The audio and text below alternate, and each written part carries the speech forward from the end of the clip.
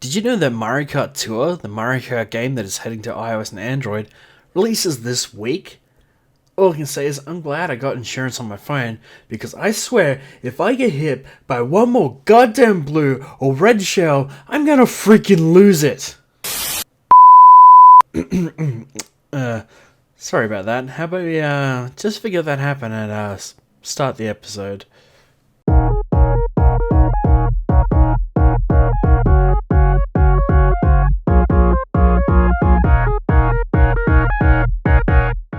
Oh hey, it's you!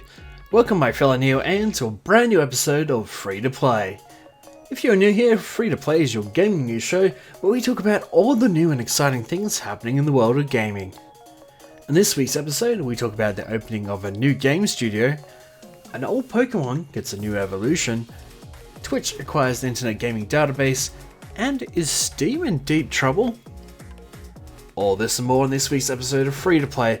But if you are new here and you love playing video games, why not show us how much you love gaming by clicking on the subscribe button and the bell icon so you don't miss a single video. The first bit of news for this week, former BioWare writer David Gator has opened his very own game studio right here in Australia. David and his friend Liam Isler have decided to open their studio, Summer Fall Studio, which will focus on brand new titles and his first game currently being funded on Kickstarter. This brand new studio and its new game in development will be launched at the upcoming PAX Australia event held in Melbourne in the next few weeks. Speaking of PAX Australia, we'll be heading to the event in October, so if you see anyone from the Neo AO team in our Neo AO shirts on the PAX floor, don't be afraid to stop us and say hi. Sony have announced that there will be a State of Play livestream held on September 24th at 1pm PST. For those who live in Australia, that's on the 25th at 6am Australian Eastern Standard Time.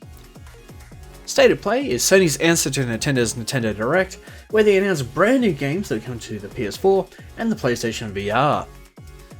Whilst rumors have circulated that maybe Sony will announce more details about the PS5, Sony have squashed them by confirming there won't be any details about the PS5 anytime soon.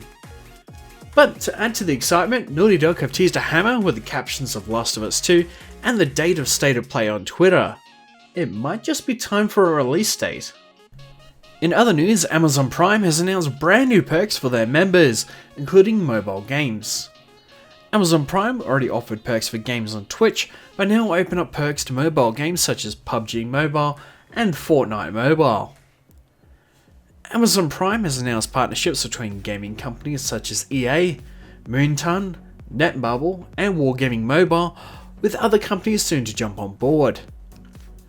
The first round of perks are brand new items for PUBG, which include an exclusive Infiltrator set of clothes, plus the brand new Blood Oath, Carbonite 98K, and Black Magma Parachute, which are available starting from today. In other Twitch-related news, Twitch has acquired the Internet Gaming Database. The IMGDB is the equivalent of IMDb, the Internet Movie Database, and features a whole bunch of information such as ratings, genres, and themes to crowdsource data such as how long it takes to beat a game, as well as a list of reviews. Previously, the IMGDB was owned by the website Giant Bomb, which made searching specific games, particularly indie games, kind of hard to find. Now to some Pokemon news, and Niantic have just launched Generation 5 Pokemon and their hit mobile game, Pokemon Go. You can now catch your favourite Generation 5 Pokemon such as Patrat, Snivy, Tepig, Oshawott, and, well, a giant floating ice cream cone called Vanillite. Seriously, who thought creating an ice cream cone as a Pokemon was a good idea? For more Pokemon news, Nintendo and the Pokemon Company finally unveiled the glitched Pokemon that appeared on the Pokemon Sword and Shield website last week. And, well, it's an evolution to an old Generation 1 Pokemon, Farfetch'd. This new evolution, called Sirfetch'd, uses an onion and a leek as a sword and shield. Ironically, it evolves from Farfetch'd, a normal flying type, and becomes Sirfetch'd, which is a pure fighting type. Its Pokédex entry reads that only Farfetch'd who have experienced a lot of battles can evolve. When its leek withers away, it retires from fighting entirely. Who would have thought a duck with a leek could become so powerful? In somewhat gaming related news, Ash from the Pokemon anime has finally won his first official Pokemon League. Ash has become the first Alolan League champion, beating his opponent Gladion in the final showdown. After 22 years, Ash has finally done the unthinkable, but I guess the question on everyone's mind is, what does this mean for the future of the anime? Uh-oh, Valve and Steam are in trouble. A French ruling from the High Court has hit Steam this week after penalising the site for banning the resale of digital goods. This could mean that digital platforms such as Steam, Origin, the Epic Games Store, and the new Uplay Plus platforms could all be in trouble for not allowing gamers the ability to resell digital goods on their platforms. Juicey, forgive me if I butchered the pronunciation, which is a French consumers rights group, filed a lawsuit against Valve, alleging that it was legally prohibiting the sale of personally owned property, which in this case would be purchased digital goods used to download games.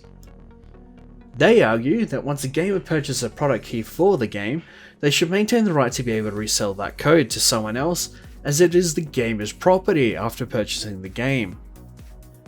This court case went right up to the High Court of France, where they ruled in favour of Juicey, determining that Steam must allow its users to resell their games. As a result, Valve must change their rules within a month or face hefty fines in the EU. The French consumer rights group also won the case, where previously gamers who left Steam would lose their remaining balance in their Steam wallet. Now Steam will have to return the funds to the user upon leaving the platform and requesting a refund. Valve has also lost some rights in regards to user mods available on their platform. At the time of recording this, Valve plans to overthrow this judgment, which may result in all of this being overturned in court. But what do you think?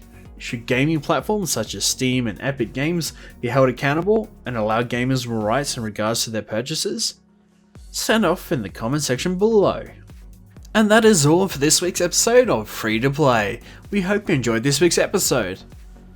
For this week's question, what game would you like to resell on Steam and why? The best and most interesting comment in the comment section below will feature in next week's episode. And here's the answer for the last episode. This has been Charlie K, Gamers Unite, and we will see you on the next level.